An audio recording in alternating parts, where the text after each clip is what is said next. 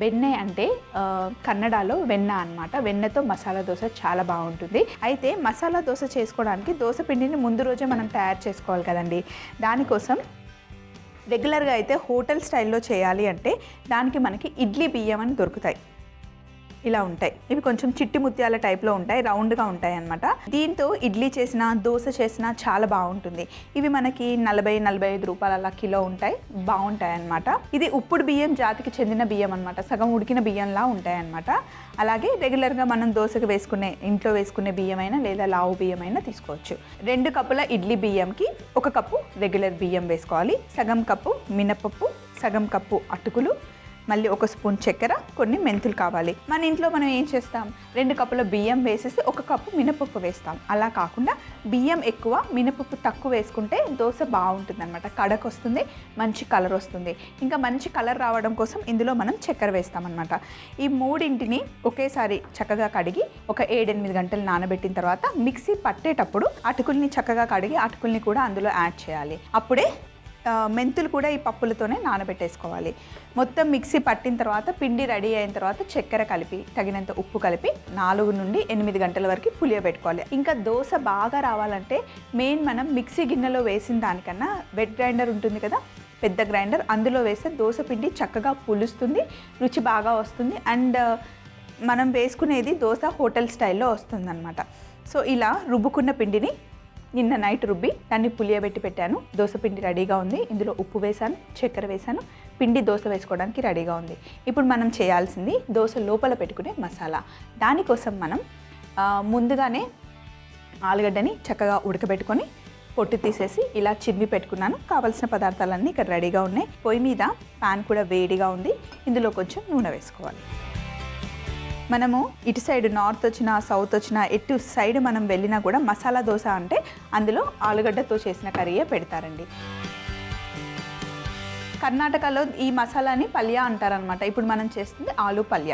So ఇప్పుడు వేడిగా ఉంది కదా, నూనెలో జీలకర్ర, ఆవాలు. మీతో మాట్లాడుతూ నూనె చాలా ఎక్కువ వేడైపోయింది.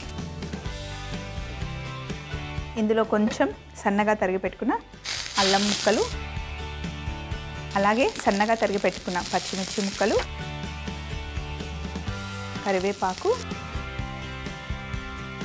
పసుపు వేసుకొని ఒక్కసారి కలుపుకోవాలి.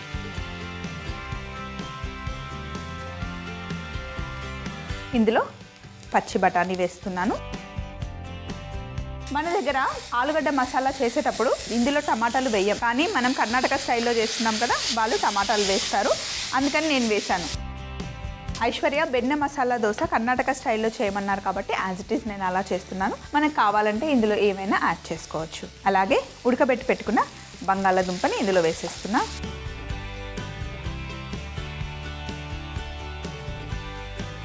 ఇందులో తగినంత ఉప్పు కూడా వేసుకున్నాం.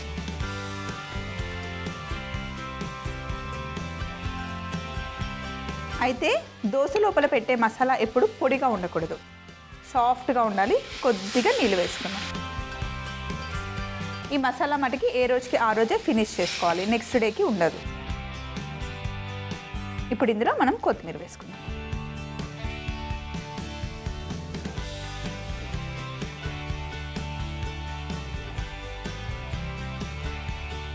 అలాగే ఇప్పుడు ఇందులో కొద్దిగా నిమ్మరసం. మొత్తం ఆలుగడ్డ వేసాం కదా, చక్కగా వేడెక్కాలి, ఆవిరి వచ్చే వరకు కుక్ చేసుకోవాలి. చూడండి వేడెక్కింది. టేస్ట్ చూసుకొని ఉప్పు కావాలంటే ఇంకొంచెం యాడ్ చేసుకోవచ్చు. ఈ కర్రీ పూరీతో కూడా బాగుంటుంది. సో మసాలా రెడీ అయిపోయింది. ఎస్,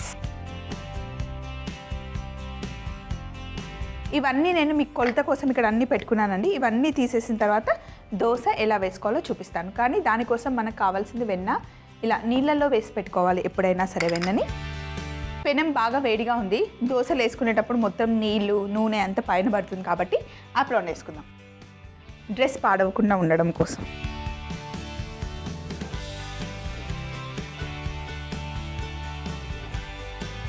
సో ఇప్పుడు నేను రెడీ ఫర్ దోశ అనమాట. చక్కగా వేయబోతున్నాను.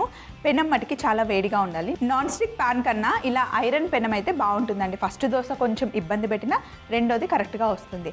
ఫస్ట్ది కూడా బాగా రావాలి అంటే ఇలా బాగా వేడెక్కిన తర్వాత కొంచెం నీళ్ళు,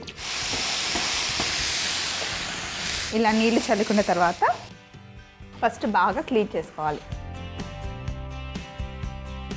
ఇప్పుడు మనం తయారు చేసుకున్న దోశ పిండిని వేసుకుందాం.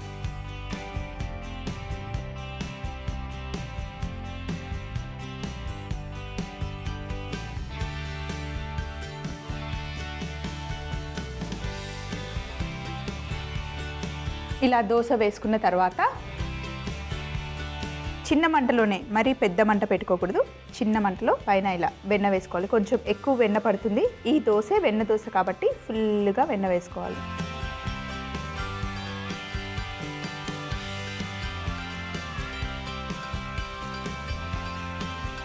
వెన్న వేసిన తర్వాత చక్కగా ఇలా స్ప్రెడ్ చేసుకొని చిన్న మంటలో మెల్లిగా కుక్ చేసుకోవాలి. మూత పెట్టేస్తే పైన సాఫ్ట్గా, కింద మంచి కలర్ వస్తుంది అనమాట. ఒకవైపే కాల్చుకోవాలి, రెండు వైపులా కాల్చుకోవాల్సిన అవసరం లేదు. సో కొంచెం సేపు మూత పెట్టుకుంటే సరిపోతుంది. అసలు మూత పెట్టుకోకుండా పర్లేదు, బట్ ఈజీగా అయిపోతుందని నేను పెట్టాను. పెట్టకుండా ఇలా డైరెక్ట్గా కూడా మనం కుక్ చేసుకోవచ్చు. కింద మంచి కలర్ వచ్చే వరకు చేసుకోవాలి. మనకి ఐశ్వర్య పంపించిన ఫోటోలో దోశ చాలా మంచి కలర్ ఉంది, ఎక్కువ డార్క్ బ్రౌన్ కలర్లో ఉంది. బెన్న మసాలా దోశ ఎప్పుడైనా సరే లోపల సాఫ్ట్గా ఉంటుంది, పైన సైడ్ సాఫ్ట్ ఉంటుంది, కింద మటుకి క్రిస్పీగా ఉంటుంది అనమాట. పైన లేరు మనకి క్రిస్పీగా ఉంటుంది.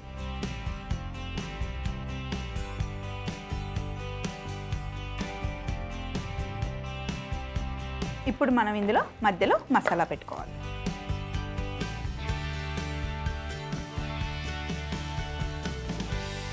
దోశ చక్కగా కాలే లోపల మనం ప్లేట్ రెడీ పెట్టుకుందాం. ఇప్పుడు మంచి కలర్ వచ్చింది.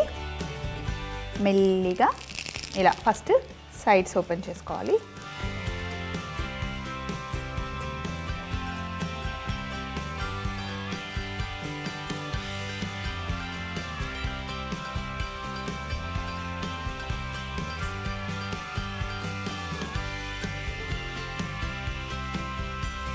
ఇంకొక దోశ కూడా వేసుకుందాం మనం.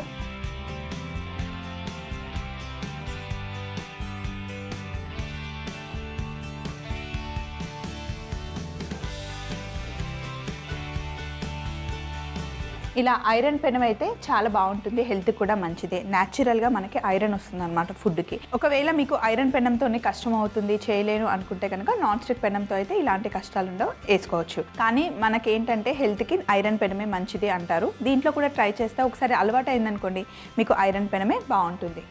ఇప్పుడు ఇందులో మనం వెన్న వేసుకుందాం.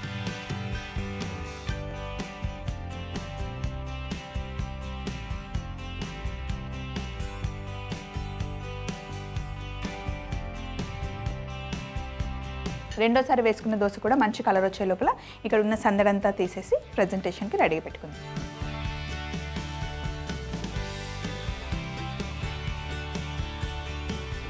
రెండోసారి కూడా దోశ రెడీ అయిపోయింది. మెల్లిగా తీసుకోవాలి, మంచి కలర్ రావాలి.